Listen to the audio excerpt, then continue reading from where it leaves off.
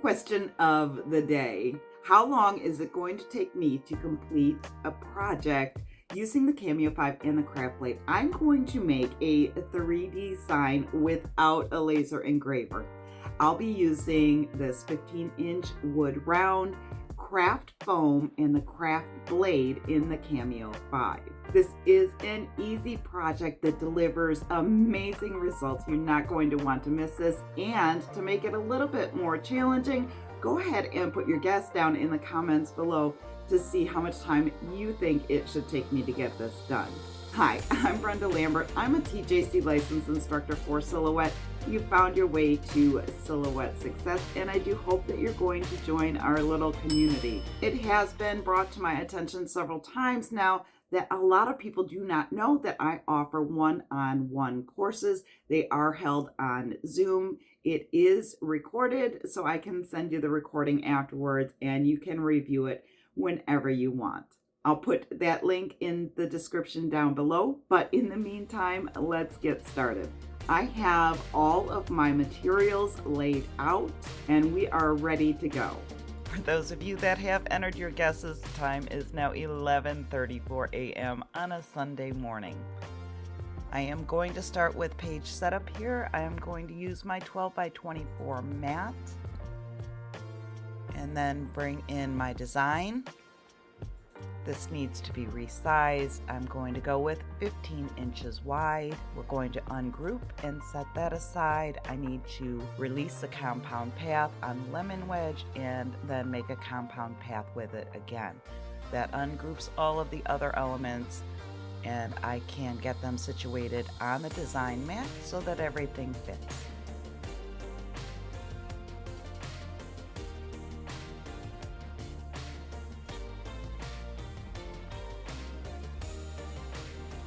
Over in the sun panel, I'm going to select everything and switch it over to Kraft Cut.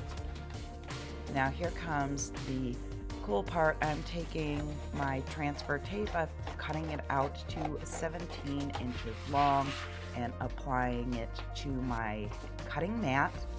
This is going to be sticky side up, and I need to make sure that it is stuck down well. So I'm using my scraper to work out all of the air bubbles, which you'll see in just a minute when I remove the backing. There is still some crinkles in there, but it's okay. It's going to work out perfectly. Remove the paper to expose the adhesive and lay the Kraft foam on top of that. Now, I did forget one important thing, and that is to mirror my design. So let's do that. I want it to cut out backwards like I would be cutting out HTV, because now the transfer tape is on the back side, which means when I lift it up off there, it will be reversed.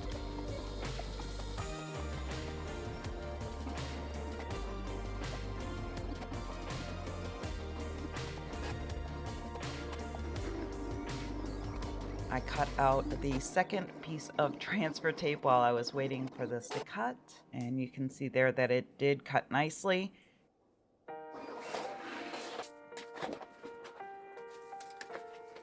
Here I'm removing everything from the cutting mat and applying the new sheet of transfer tape so that we can get started on cutting the next layer.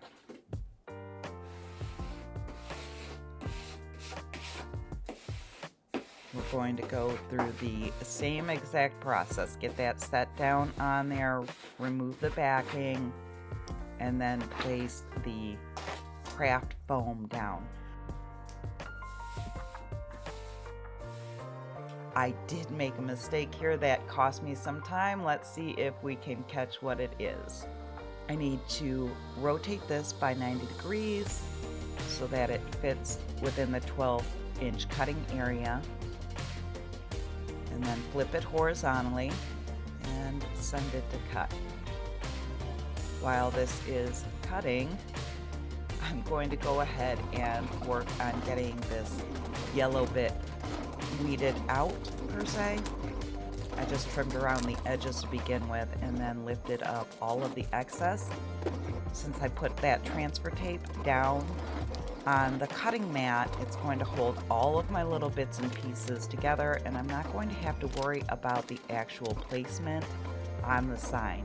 That saves time and eliminates a lot of the guesswork. I was actually impressed with how well this technique worked. I hadn't tried this before, and I was a little bit skeptical, but it did work nicely. Here is the lemon slice. It did cut nicely, it weeded well, and everything stayed in place perfectly.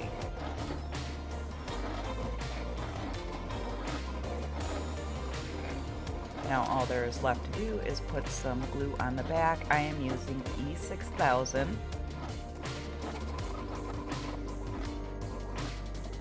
And I was a bit heavy-handed with the glue. Some did squish out the sides, but not too much. You just need to flip it over, set it in place, and press down on it. Now, the mistake that I had made was that I did not switch this portion of the cut over to Kraft cut. The first time I ran it through, it was cutting with the auto blade, and it did not cut all the way through, of course. So now I'm waiting for the second part of the design to cut again, and with the Kraft blade, it does go quite a bit slower. I'm going to bring in the original design so that I can see exactly how all of the yellow bits fit in there, and again, I'm just going to wait. Once it's finished, we'll go through, get this off of the mat, cut out the design, and weave this as well.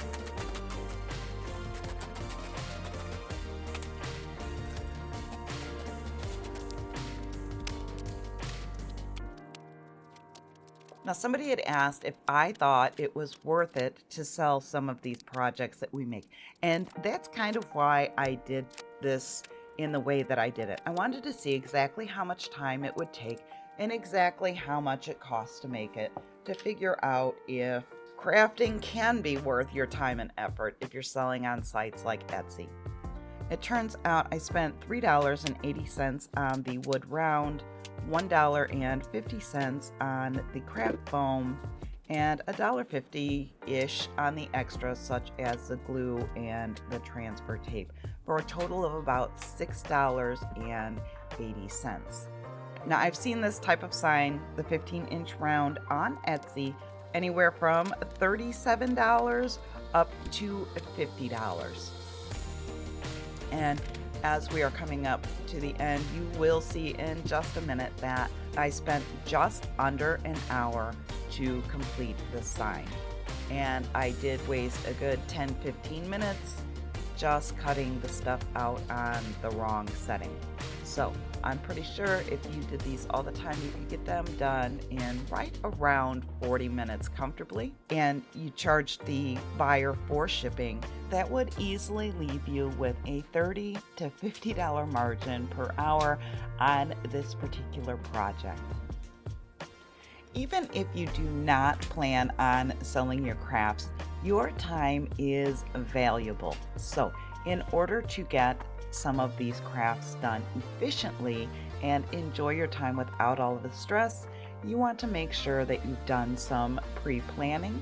You want to have all of your materials set out ahead of time, and that way you're able to focus on the task at hand instead of finding bits and pieces while you're in the middle of the project. The session ended at 12:30, exactly 56 minutes after I started. Again, I did make some mistakes, which would have saved me some time, but the moral of this whole video is carve out an hour of your day to create something amazing. I'll see you in the next video.